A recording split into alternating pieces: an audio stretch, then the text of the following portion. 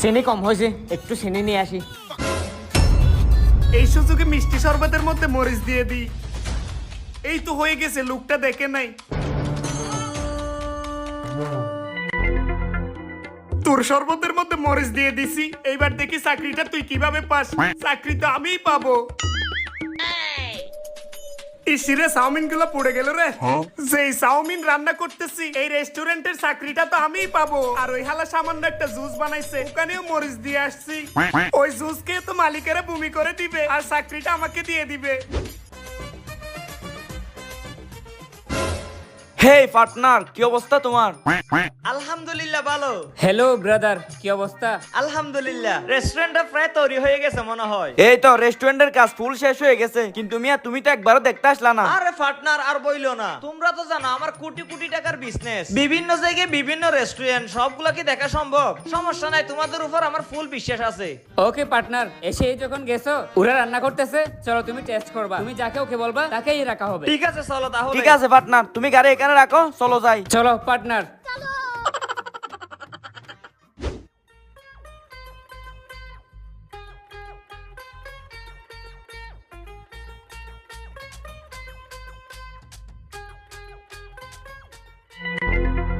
Manager সাহেব, বাহিরে অনেক রোদ, আমার রয়্যাল এনফিল্ডটা সাইয়াতে রেখে আসো। ঠিক আছে স্যার।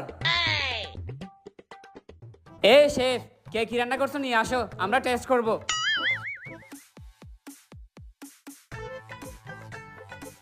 এই যে স্যার, আমি লেমন জুস বানিয়েছি, টেস্ট করে দেখেন কেমন হয়েছে। স্যার আমি তো চাউমিন বানিয়েছি, আপনারা টেস্ট করে দেখেন কেমন হয়েছে। আচ্ছা ঠিক আছে। জি স্যার।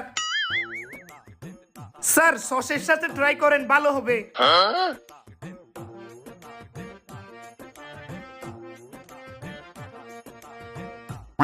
ঠিক আছে ভালো হয়েছে।